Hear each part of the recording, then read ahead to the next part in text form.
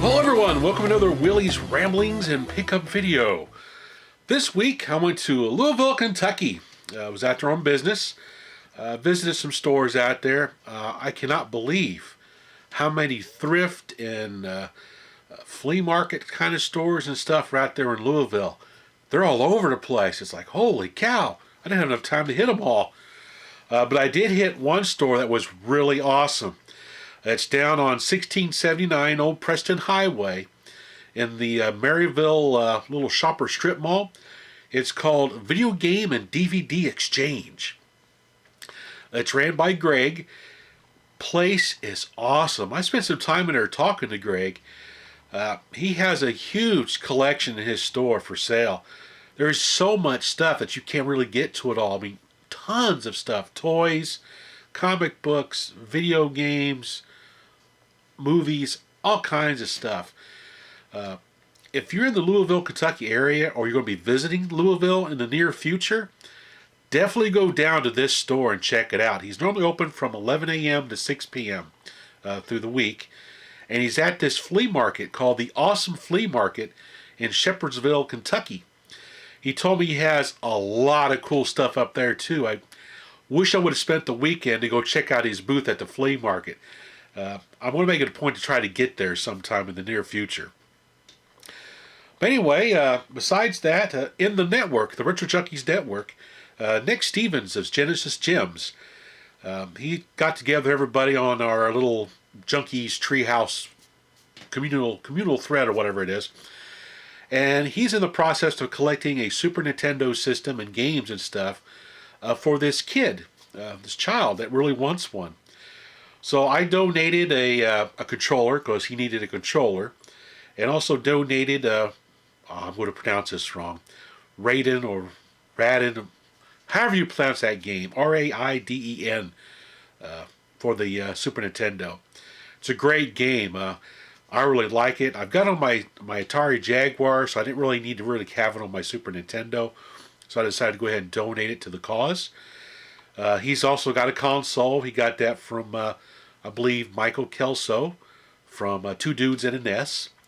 And a few other people in our network are donating games and stuff. So this kid's going to have a lot of good games and a lot of fun times with this Super Nintendo that he's really wanting.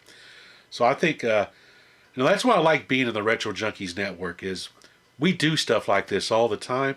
It's a very tight-knit little group of podcasters and YouTubers on there. We all help each other out, and we like to help our community. It's a great network. I'm really happy I'm a part of it. But aside from that, let's get to some pickups here. All right, something really cool I found. I didn't know Kmart made these back then, but a Pong machine by Kmart. It is the electronic TV games, 4 games, action fun, the S4000. S4000. Pretty neat. Now, it's a neat looking console. Check this thing out. That is freaking awesome. It's kind of cool looking, actually. It kind of reminds me of like a electronics kit from Radio Shack from back in the late 70s, the way it looks. But you got your paddle controls here. They're not they're all with the potentiometers, but they're linear, which is kind of cool. You got your game selects right here. There's 4 games on it. The controllers are detachable. It runs on, get in there, runs on channel 4. Now the games it has on here, we have practice, squash, hockey, and tennis. You have features like you can manually serve the ball or have it automatically served. So there is a serve button on this console that you push. Then you have some 3 option switches. We have speed, amateur and professional, angle, amateur and professional, and the player size. So you can make your paddle smaller or bigger. Actually, I'm having a lot of fun with this thing. I'm going to get my wife to play this with me. It's not a bad little Pong game. Now, I know back in the 70s, mid to late 70s, before the Atari came out and the Fairchild and all that stuff, there was just tons and tons of Pong consoles out there.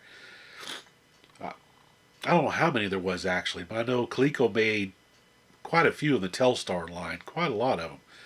And I think Atari made a few as well. I had the regular Pong, the Super Pong, the Quad Pong for the home. I had a buddy who had the Sears Telepong, Telegames Pong, the black one with the white paddles on it and stuff. But anyway, that's enough. I'm rambling. It's enough of that.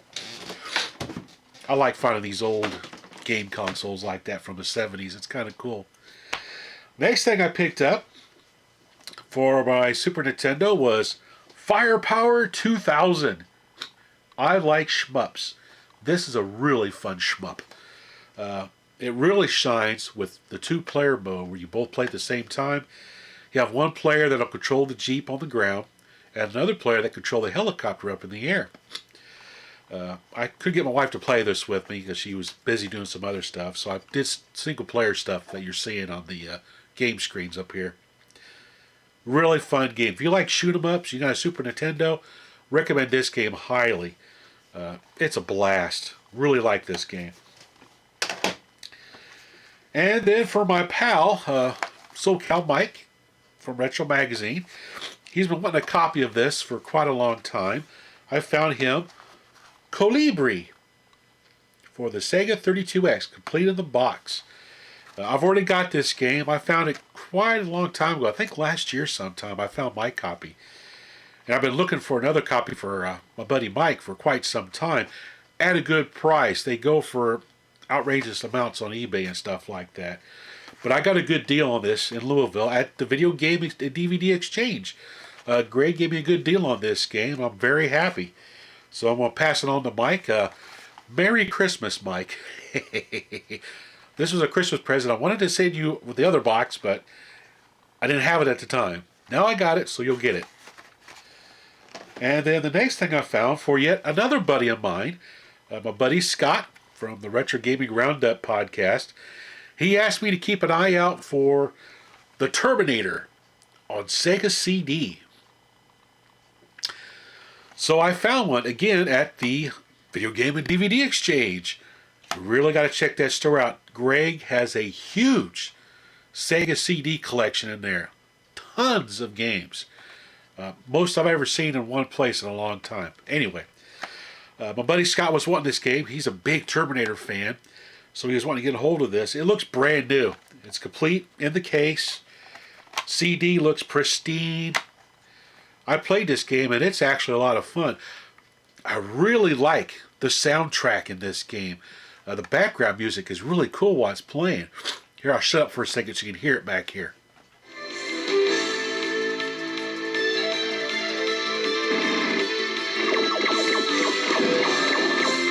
That's cool, man.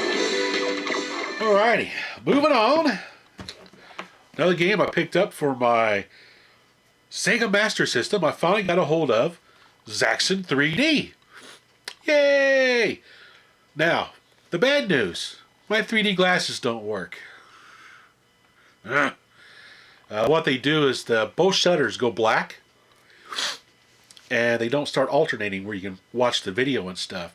When I mess with the plug, I can start seeing a little bit of flicker, but they're still blacked out where you can't see the screen unless you tilt your head like this or like that. Then you can see the screen, but it's not in 3D. So I gotta figure out what's wrong with those freaking glasses now. Oh well. Anyway, such is life. And then the last thing I found for my plug and play collection is I picked up a Space Invaders plug and play. Pretty cool. It's got a few great Taito arcade games on here. Of course, Space Invaders, duh. But it's also got Kicks on here. It's got Legend of Cage. It's got Bubble Bobble, which I really love. Alpine Ski, Puznik, and a few other games on here. And what's really neat is they put arcade-type controls in this box. Listen to this. Clickety, clickety. It's got micro switches. I've not seen a plug-and-play with micro switches. That's freaking awesome. So it's just like having a little arcade machine right here. So I'm pretty happy with that. It's pretty cool on the front. Got the little coin slot here, which is the reset button. That's neat. So that's pretty cool. It's a neat little plug and play. I'm pretty happy to add this to my collection. But besides that, that's pretty much everything. This is a short episode. I think next week I'll be up in New York. Don't know if I'll find anything up there or not, because I'm going to be up there only for a day. So I'm probably going to have no time to go looking. But anyway, until next time, thanks for watching.